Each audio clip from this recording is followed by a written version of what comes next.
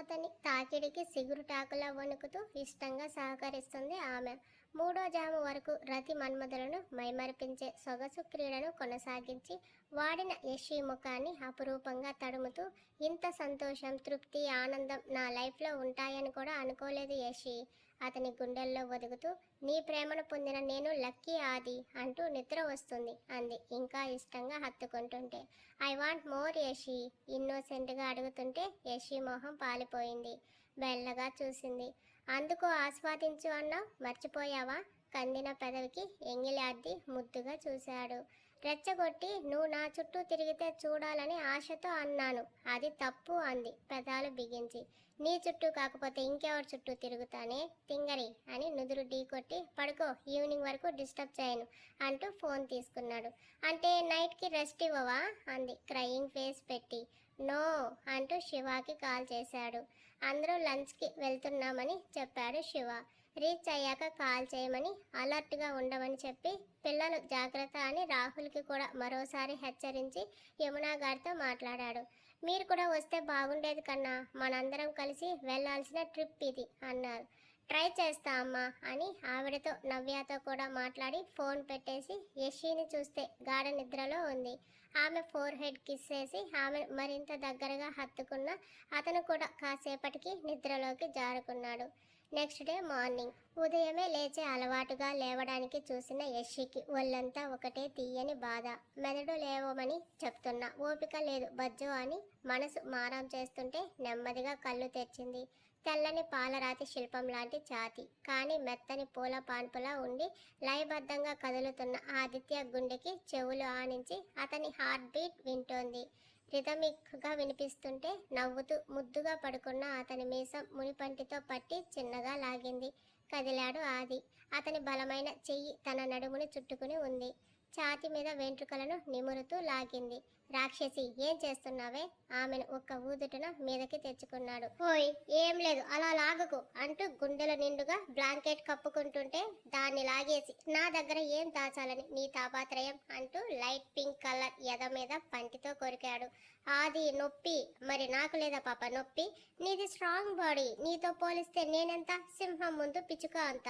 ఎత్తింది చాలే కానీ ఏంటి అప్పుడే లేచావు? కాసేపు బొజ్జవచ్చు కదా చెప్తూ ముఖం మీద ముంగుర్లు సవరిస్తుంటే, ఇప్పుడంటే పిల్ల పిడుగులు లేరు కాబట్టి ఓకే, రేపు నీ డెవిల్ బేబీ వచ్చాక కూడా ఇలాగే 10 వరకు పడుకుంటే రచ్చ రచ్చ చేస్తుంది.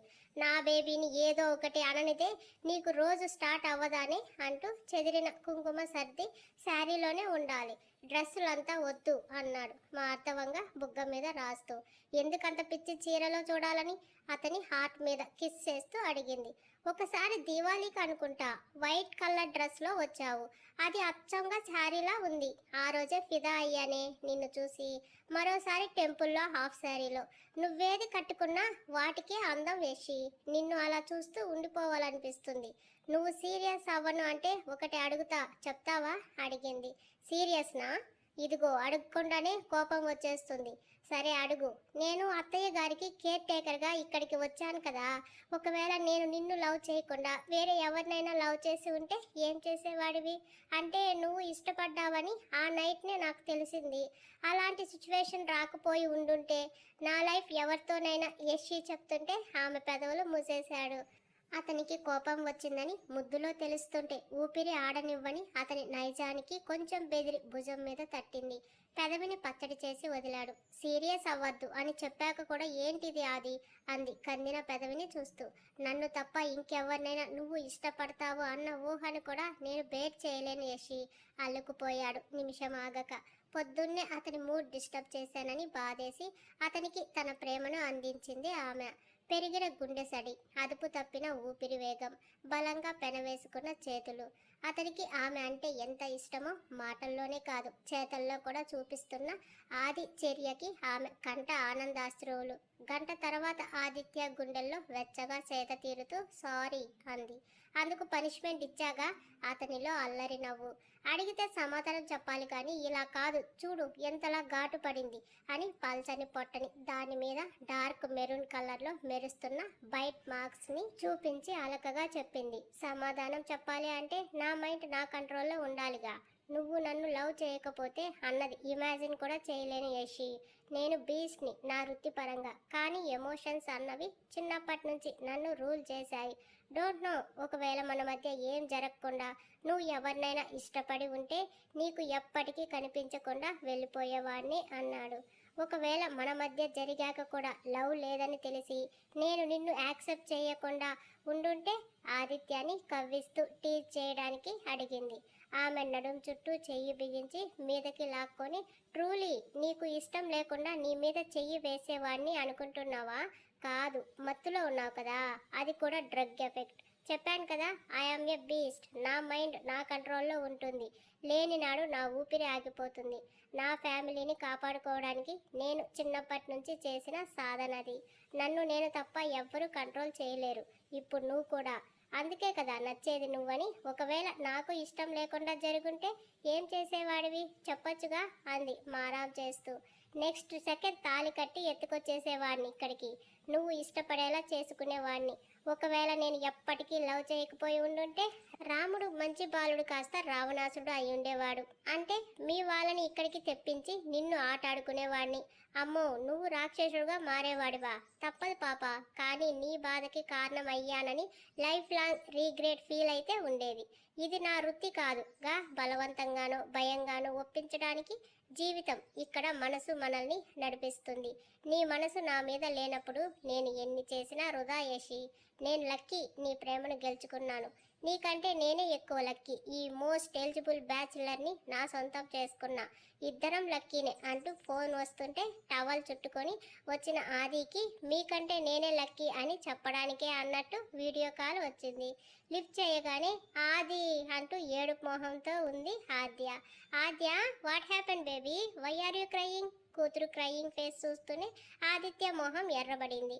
ఏమైంది ఆద్య అంటూ వచ్చిన యషి కూడా ఎప్పుడూ లేనిది కూతురు ఏడుస్తుంటే ఏమైంది ఆద్య అని టెన్షన్గా అడిగింది. ఆది, నేను ఇక్కడ ఉండను, నీ దగ్గరికి వచ్చేస్తాను అంటూ రాగం తీసింది. నువ్వంత సీరియస్ అవ్వకు ఆది, అక్కడేదో గందరగోళం చేసి ఉంటుంది. అందుకే ఎవరు ఏమి చెప్పకముందే నీకు చెప్తుంది. నేను కనుక్కుంటాను ఉండని ఆదిని శాంతింపచేసి ఫోన్ తీసుకుని, నీతో పాటు ఎవరున్నారు, ఫోన్ ఇవ్వు అంది యషిక. నేను ఆదితో మాట్లాడుతున్నాను కదా, నువ్వు ఫోన్ ఎందుకు లాక్కున్నావు మమ్మీ? ఆద్యతో మాట్లాడాలి, ఇవ్వవే అని ఆదిత్య సీరియస్ అవుతుంటే తల కొట్టుకుంది. మీ ఇద్దరితో నేను వేగలేనబ్బా అని ఫోన్ తీసుకుని నవ్యాని చూసి, వదిన ఏమైంది అని అడిగింది యషి. నవ్య ముఖంలో కూడా కొంచెం కంగారు కనబడుతుంటే, అరే మీరెందుకు వదిన కంగారు పడుతున్నారు? ఏమైంది, ఏం జరిగిందో చెప్పండి. అత్తమ్మ అమ్మ ఇద్దరు ఇక్కడ రిసార్ట్లోనే ఉన్నారు. బీచ్ దగ్గరికి ఎందుకని ఇక్కడే పూల్లో ఆడిస్తున్నాం. కానీ ఆద్య బీచ్కి వెళ్ళాలి అని గొడవ చేస్తుంటే చైతన్య వద్దని చెప్పాడు. వినకుండా మేము చూడకుండా బీచ్ దగ్గరికి పరిగెత్తింది. పడి మోచేతికి దెబ్బ కూడా తగిలించుకుంది అని భయంగా చెప్పింది నవ్య. చిన్న దెబ్బేగా వదిన, దానికే ఎందుకు ఇంత కంగారు పడుతున్నారు మీరు? ఆ మాటలు వింటున్న ఆదికి మాత్రం కోపం పెరిగిపోయింది.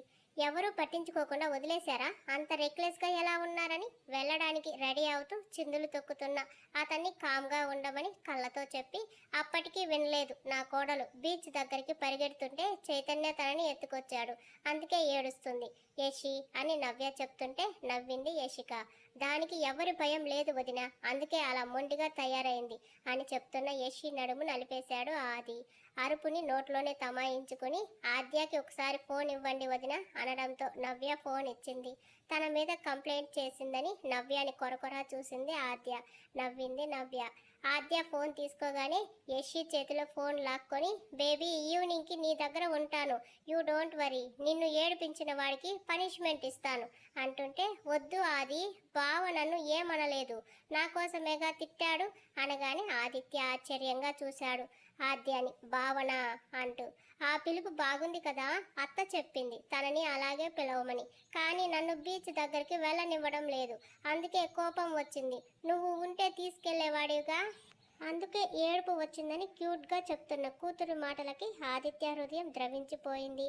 బావేమనలేదు, కొంచెం కోప్పడ్డాడు అంతే. మీరు రావద్దు, మళ్ళీ నన్ను ఏమైనా అంటే చెప్తాను, అప్పుడు వద్దు అంటున్న ఆద్య బుక్కకి ముద్దు పెట్టింది నవ్య. నువ్వు అంత కంగారు పడకు ఆది, నీ కోపం చూసి నాకు భయమేస్తుంది అంది నవ్య.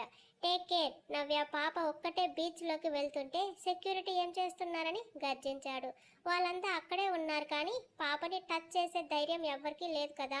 తను వాటర్లోకి వెళ్ళలేదు, ఒడ్డునే ఉంది అని చెప్పింది. సరే నేను వస్తున్నాను, ఆద్యకి చెప్పొద్దు అన్నాడు. ప్లీజ్ ఆది, మీరిప్పుడు హ్యాపీగా ఎంజాయ్ చేయండి. పిల్లల్ని మేం చూసుకుంటున్నాంగా, మా మీద నమ్మకం లేదా అంది నవ్య. అలా అని నేను అన్నానా? ఆదిత్య మళ్ళీ సీరియస్ అవుతాడని ఫోన్ తీసుకొని, మాట వినకపోతే అవసరమైతే ఒక దెబ్బ వేయండి వదినా, నాకు ఎలాంటి ఇబ్బంది లేదు. మరీ మొండిగా తయారు చేసి పెంచితే మాట వినరు. ఉంటాను వదినా, గుడికి వెళ్ళాలి అని ఫోన్ పెట్టేసింది యశిక.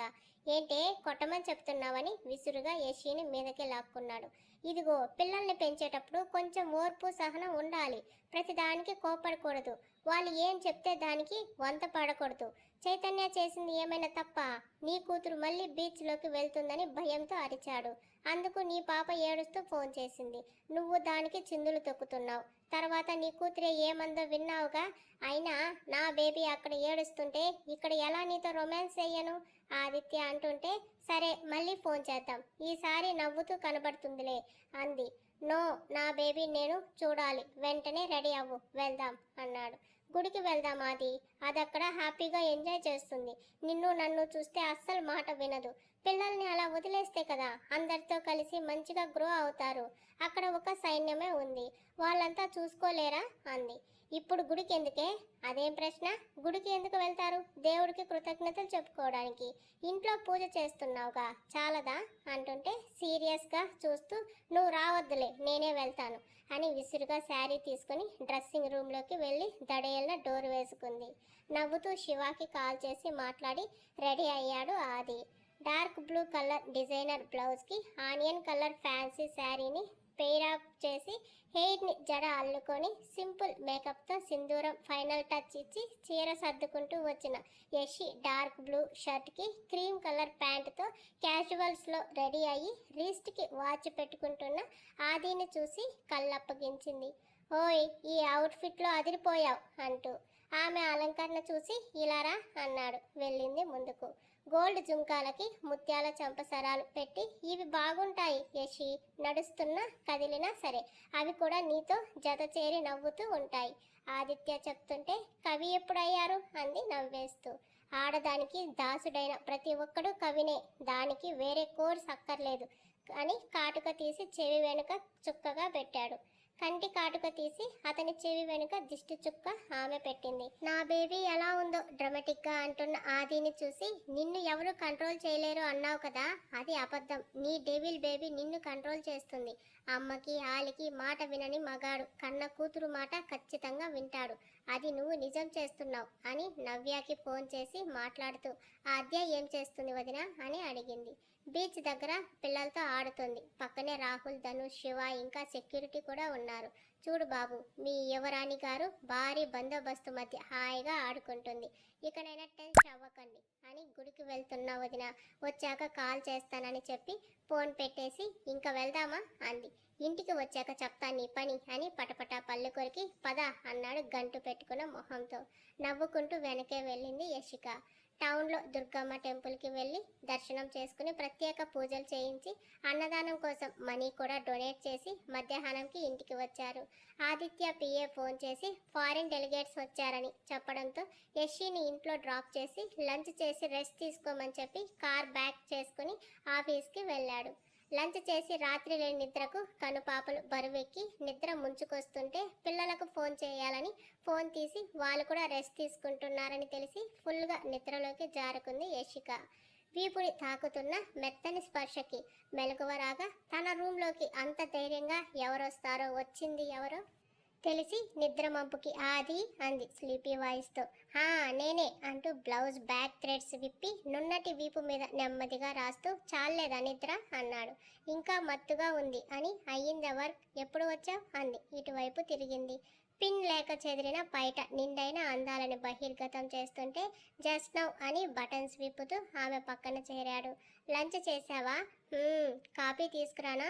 ఇప్పుడు కావాల్సింది కాఫీ కాదే, తీయని ముద్దు అంటూ కిస్ని స్టార్ట్ చేశాడు.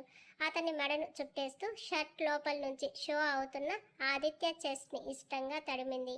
యూ లుక్ ప్రెటీ శారీలో. టెంపుల్ కదా కంట్రోల్లో ఉన్నా. ఇంటికి వచ్చేసరికి ఆఫీస్ నుంచి కాల్. అసలు ఎలాగే నీ మాయలో పడేశావు డెవిల్. పైటని పూర్తిగా తొలగించాడు. ఆదిత్య మీసం ముద్దాడుతూ, నీ మాయలో నేను పడ్డాను, నా మాయలో నువ్వు కాదు. ఎలాగైతేనేం ఆడవాళ్ళు అంటే అసహించుకునే నన్ను నీ దాసుడిని చేసుకున్నావు.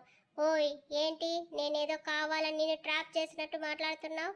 నిజమే కదా, నన్ను ట్రాప్ చేశావు నీ నిజాయితీతో. నేను నేరస్తుడినని పోలీసులకు పట్టించడానికి చూశావు. నీ ఫ్రెండ్ హబ్బీకి నా గురించి సమాచారం ఇచ్చి ఇరికించాలని చూశావు. ప్లాన్ ఫెయిల్ అయింది. నా వార్నింగ్కి సైలెంట్ అయ్యావు. కానీ లేదంటే నన్ను ఇప్పుడు కూడా పంపిస్తావు కదా. ఆదిత్యాన్ని తోసేసి లేచి అలిగి బాల్కనీలోకి వెళ్ళింది.